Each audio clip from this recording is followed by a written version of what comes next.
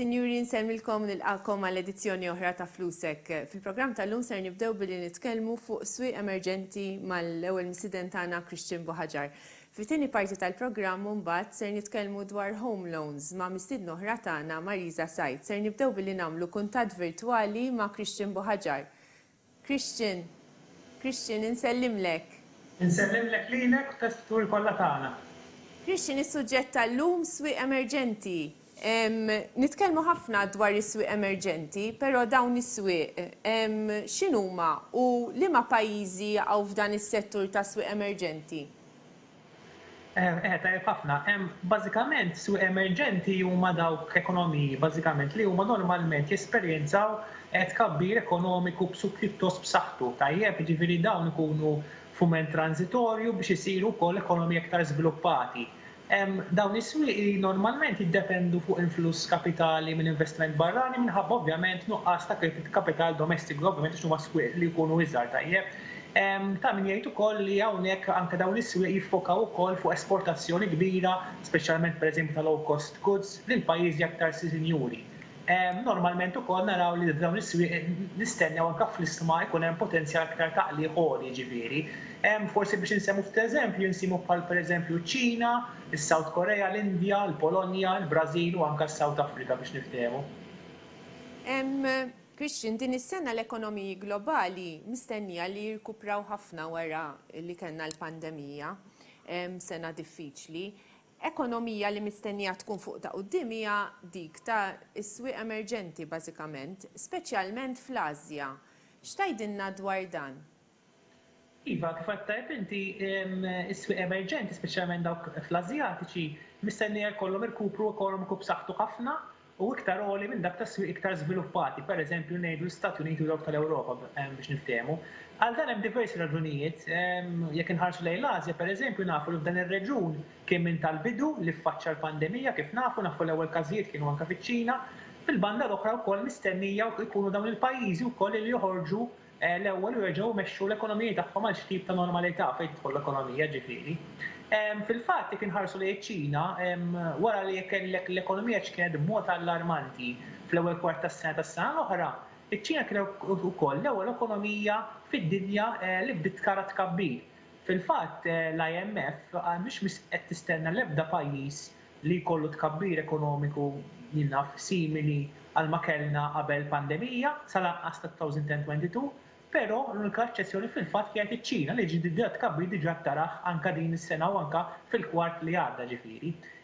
Aspett importanti wkoll għal dan ir-reġun huwa wkoll ġej mill-fatt li issa kif nafu għandna Presidenza Amerikana u anke Senat Amerikan ġdid demokratiku u għalhekk mistennija l-retorika li forsi konna mdorrin iktar ħarxa li kienet tintuża qabel mill-Presidenza Trump fejn tidħol pereżempju l-gwerra kummerċjali maċ-Ċina u pajjiżi oħra tonqos daqsxejn għar-retorika aktar kalma u aktar ta' dialogu.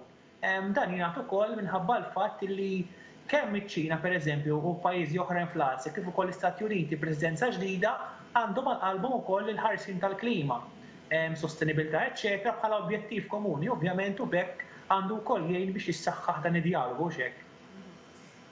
Is-swieq Asjatiċi magħrufin ħafna l-innovazzjoni. Xi trends żviluppaw dal-aħħar li għenu biex dawn l-ekonomiji jiġru l-qudiem iktar? Kif bażikament swieq Asjatiċi huma magħrufin ħafna l-innovazzjoni. Fil-fatt trend li ħarġet anke grazzi għal lockdowns li kellna dal-aħħar xhur u mistennija anke tkompli tissaħħaħ dan iż-żmien li ġej li għandek favur l-e-commerce pereżempju u anke x-shift qawwi li qed naraw towards it-teknoloġija 5G fejn tidħol telekomunikazzjoni biex niftehmu, internet, eċċetera. Fil-fatt pajjiżi Asjatiċi fuq quddiem insemmu pereżempju l-Korea, l-istess Ċina u anke l-Hong Kong u oħrajn kienu minn ta' quddiem li adottaw teknoloġija 5G. U mistenni wkoll issa fi żmien li ġej jkollok aktar pajjiżi Asjatiċi illi jkunu pionieri da' settur u bekk ovvjament din mhux biss għandha tgħin l-ekonomija tikber minħabba ovvjament investiment kapitali ġdid, però wkoll tagħti dawn il-pajjiżi competitive edge fit-teknoloġija kontra pajjiżi oħrajn ukoll biex niftehmu.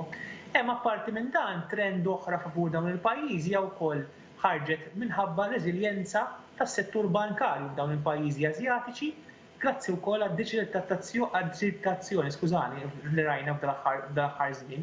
Dan seħħ minħabba l-fatt li digitalization kienet priorità anke minn qabel il-pandemija u mistennija wkoll tibqa' fi żmien li ġej biex ngħidu.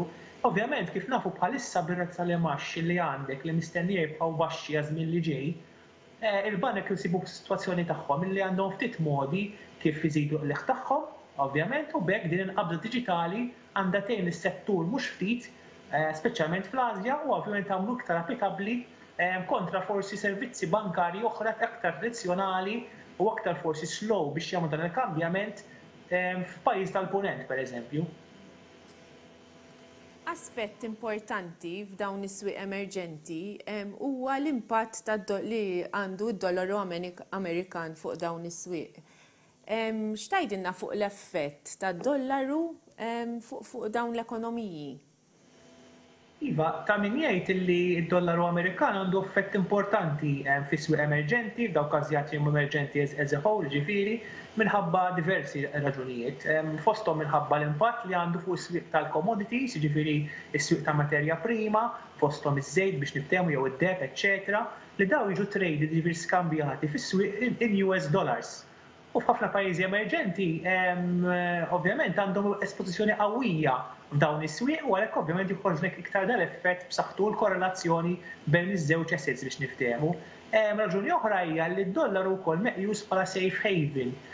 U bekk ifisser li meta jkun hemm kriżi ekonomika bħalma kellna pereżempju dal-aħħar żmien, dan normalment jissaħħaħ id-dollaru ġifieri għax l-investituri jżommu aktar minnu minħabba prekawzjoni u viċi versa ovvjament naraw ekonomija li qed tirpilja l-investitur ovvjament jżommu inqas minnu u kif qed nistennew ukoll li jiġri dan fi żmien li ġej. Ovvjament kif ġa semmejt hemm stennija li d-dollaru Amerikan ukoll jiddajjef dan minħabba wkoll il-fatt li ħajkollok koordinament bejn il-Federal Reserve fejn ovvjament ikompli jsaħħaħ il-policy monetarja tiegħu u anke rati baxxi tal-imax, kif ukoll ovvjament il-Gvern Amerikan li jkompli bi-stimulu fiskali kif anke rajna l-bieraħ u għalhekk ovvjament ikollok iktar ukoll id-dollar li jkompli jiddejjef dak l-aspett. Peress ovvjament li s-sena mistonni id-dollar jiddejjef ġu semmejna, dan aktar ukoll jagħti spazju forsi għal spazju fiskali fis-swieq emerġenti u dawn ovvjament ikunu jistgħu jagħmlu dan kollu mingħajr biżgħax ovvjament il-karenzi tagħhom tkun qed tissaħħaħ u ċans ta' inflazzjoni, ċans ta' xokk ta' inflation ġifieri jonqos ukoll. Bekk ovvjament nistennew ukoll naraw li f'dan l-ambitu naraw li s-swieq emerġenti l-isħama tagħhom ikunu aktar pożizzjonati għal aktar tkabbir biex niftehmu. Fil-fatt Christian is-sena l-oħra rajna kemm dawn l-isma ta' swieq kemm fis-swieq żviluppati u swieq emerġenti kemm irpiljaw wara li kienu waqgħu kif bdiet il-pandemija. Issa analisti qed jindikaw li s-swieq Asjatiċi ser jiggwadanjaw iżjed. Tispjegana ftit dwar dan? Iva, bażikament kif qed tajjeb inti l-isma ta' swieq emerġenti fl-Asja u dawk żviluppati wkoll, jiġifieri kellhom rebound fil-performance tagħhom qawwija ħafna mindu kellna l-waqgħa f'Marzu. Fil-fatt mis-sena l-oħra law, madwar sena ġbir minn Jannar l-għadda law, naraw li bejn wieħed u ieħor, ma kif qed narawlek fil-grafika tajjeb li qed naraw, bejn wieħed u ieħor kemm dawk ta' swieq żviluppati l-linja l-bajda u dawk swieq emerġenti l-linja l-oranġo bejn wieħed ieħor telgħu l-istess madwar 20%, ġifieri kellek korrelazzjoni pjuttost b'saħħitha bejniethom. Għalkemm dan però jidher li hemm potenzjal aktar issa, kif anke semmejna. Li naraw li s-swieq Asjatiċi jgwadanjaw iżjed ukoll minħabba li bħalissa nafu li l-valuations ta' dawn is-swieq, jiġifieri il-mod kif huma apprezzati vis-à-vis li qed jagħmlu huwa madwar 30% anqas mill-isma tas-swieq żviluppati u ovvjament għandhom għalhekk aktar post fejn jimirħu biex niftehmu.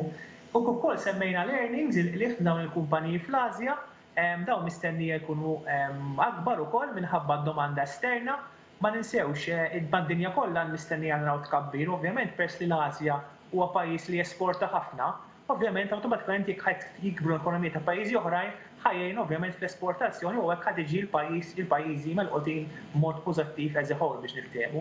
Xi ħaġa oħra x'qed insemmi ovvjament dawn is-swieq Asjatiċi emerġenti huma wkoll maqjusin bħala high beta investments, jiġifieri tfisser sempliċement li huma aktar volatili mis-suq ġenerali. Dan ifisser li ovvjament meta jkollok economic cycle li tkun qiegħed fil-bidu ta' espansjoni bħal meta pereżempju għandna bħalissa, wieħed jistenna li jkollok profitti aktar b'saħħthom, ovvjament aktar lura aktar qawwa mistennija f'dan is-suq. Grazzi ħafna, Christian, sfortunatament għadda l-ħin, grazzi tal-li kont magħna ta' dak il-kollegament. Ser nagħmlu waqfa qasira ta' ftit minuti, ibqgħu magħna.